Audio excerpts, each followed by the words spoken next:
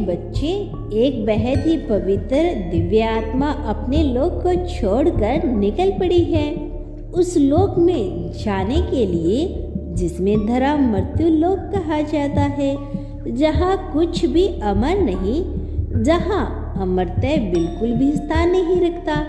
और वह दिव्य आत्मा निकल पड़ी है इस इंसान को सहायता प्रदान करने के लिए जो अत्यंत ही पवित्र है, जिसका हृदय कोमल और स्वस्थता से भरा हुआ है, जिसके भीतर करुणा बसी हुई है, जो हर कदम पर लोगों की सहायता करने को व्याकुल है, जो पुष्प के समान खिलता हुआ है, जो अपने आवाज में न केवल दूसरों की सहायता करता है बल्कि कभी किसी को नुकसान पहुंचाने की बात भी नहीं सोचता, जिसके साधुन्य में आकर हर कोई धन्य हो जाता है। मेरे प्रिय बच्चे, ऐसे ही पवित्र आत्मा को सहायता प्रदान करने के लिए देवलोक से एक दिव्य आत्मा निकल पड़ी है। दक्षिण दिशा से आने वाली यह पवित्र आत्मा पुण्य को प्राप्त है। इस पर ईश्वर का आशीर्वाद है। उसकी कृपा से हर कोई प्रसन्न हो जाएगा। इसके सानिध्य में आकर हर किसी का मन प्रतिफुल्लित हो जाएगा। मेरे प्रिय बच्चे, यह पवित्र पुण्य तुम हो और तुम्हारी सहायता के लिए ही दिव्य आत्मा को भेजा गया है। जो मैं कह रहा हूँ, इस बात को जरा गौर से सुनो, क्योंकि यह जानना तुम्हारे लिए आवश्यक है। मेरे प्रिय बच्चे, कुछ दिनों से तुमने अपने जीवन में बहुत सी मुश्किलों का एक साथ देखा है। एक लंबे अरसा तुमने केवल तकलीफों में गुजारा है, लेकिन जैसे रात के बाद बेरा होता है, जैसे हर अंधकार के बाद सूर्य की छटा सूर्य की किरणें फैलाती है, वैसे ही तुम्हारे जीवन में अब अंधकार को मिटाकर रोशनी फैलाने का समय आ गया है। अब चंद्रमा भी अपने उत्सक पर होगा।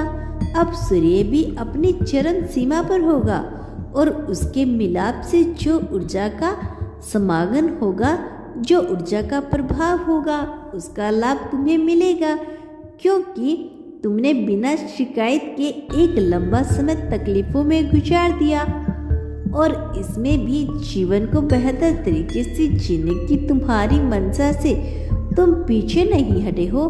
तो अब वक्त आ गया है नई राहें खोलने का। अब वक्त आ गया है नए अध्याय को स्वयं अक्षरों से लिखने का, नई धारा में तुम्हारे जीवन को प्रभावित करने का, क्योंकि मुश्किलों से तो तुम बहुत गुजर चुके हो, लेकिन खुशियों को महसूस करने की तुम्हारी मंशा को मैं समझता हूँ। इसीलिए मैं तुम्हें अब किसी भी परिस्थिति में अकेला नहीं होने दूंगा, तकलीफ से नहीं गुजरने दूंगा। मेरे प्रिय बच्चे, तुम पर अब विशेष कृपा बरसने का समय आ गया है। जो मनुष्य ब्रह्मांड के साथ सामंजस्य बिठाकर उचित ढंग से जीवन जीने की कला में पारंगत होने का प्रयत्न करता है, अंततः ब्रह्मांड उसके बोझ को उठा लेता है और फिर उसके जीवन में इतनी खुशियां भर देता है कि वह सोच भी नहीं सकता कि वह किस ऊंचाइयों पर पहुंचने वाला होता है। अब नवीन प्रकाश का प्रारंभ हुआ है। अब उस जगमगाती रोशनी में तुम्हारा जीवन भी जगमगाया नहीं वाला है। यह उज्जवल भविष्य तुम्हारे लिए तुम्हारा इंतजार कर रहा है। खुशियाँ तुम्हारे लिए तुम्हारा इंतजार कर रही है। मेरे प्रिय बच्चे, अब दौर आ गया है यह जानने का कि तुम अपने जीवन में क्या हो जाने वाले हो। मेरे प्रिय बच्चे, अब तुम्हें दिव्य ऊर्जा का मिलन होने वाला है। उसने अपनी दिशा को तय कर लिया है। अब ईश्वर की कृपा तुम पर बरसने से कोई नहीं रोक सकता। तुम्हारे इष्ट के रूप में तुमने जिसका ध्यान किया, मैं उसी रूप में तुम्हारे सपनों को साकार करूंगा। उसी रूप में तुम्हारी सहायता के लिए अपने हाथ को बढ़ाऊंगा।